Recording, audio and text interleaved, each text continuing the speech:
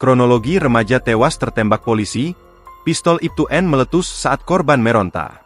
Seorang pemuda bernama Bertrand Eka Prasetyo tewas setelah tertembak senjata api yang dipegang perwira polisi berinisial Ibtu N saat membubarkan aksi di Jalan-Jalan Todopuli, Kecamatan Panakukang, Kota Makassar, Minggu, 1 Maret 2026, pagi.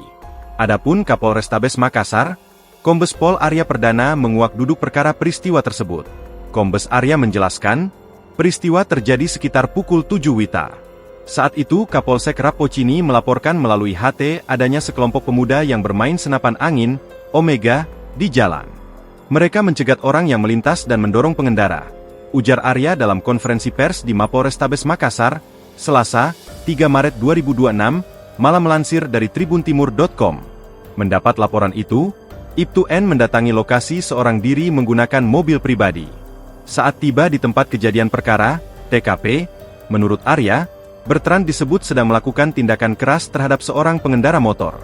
Ibtu N turun dari mobil, langsung melakukan penangkapan sambil mengeluarkan tembakan peringatan ke udara. Jelasnya, setelah tembakan peringatan dilepaskan, pemuda lain melarikan diri. Sementara Bertrand berusaha meronta dan kabur.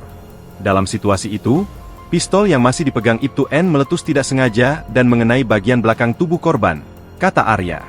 Bertrand langsung dilarikan ke Rumah Sakit Grestelina untuk penanganan awal. Namun karena keterbatasan alat, ia dirujuk ke Rumah Sakit Bayangkara Makassar. Nahas, setibanya di RS Bayangkara, korban dinyatakan meninggal dunia. Jenazah kemudian diautopsi pada malam yang sama. Ibtu N beserta senjata api yang digunakan langsung diamankan. Propam dan Satreskrim juga melakukan olah TKP. Arya menyebut, hasil autopsi resmi masih menunggu keterangan dokter. Yang kami ketahui sementara, korban meninggal karena letusan senjata yang tidak terprediksi oleh Ibtu N, ujarnya. Ia memastikan pihaknya tidak akan menutup-nutupi kasus tersebut, dan meminta keluarga korban mempercayakan proses hukum kepada kepolisian. Saksi berinisial DN, mengaku berada di lokasi saat kejadian di depan Cafe Urmine, Jalan Todopuli Raya. Menurutnya, rombongan pemuda awalnya bergerak dari Todopuli 4 menuju Todopuli 2, hingga sempat terjadi tabrakan antar kelompok. Itu tabrakan sesama yang menyerang. Anak-anak tembaki pakai tembak mainan, ujarnya. DN juga mengaku mendengar isu ada pihak yang mengokang senjata sebelum terjadi perkelahian. Tak lama kemudian, polisi datang dari arah Hertasning menggunakan mobil biasa. Polisi turun, angkat senjata, tembak 1 kali. Saya langsung lari masuk, katanya. Dari tempat berlindung, ia melihat korban sudah diangkat.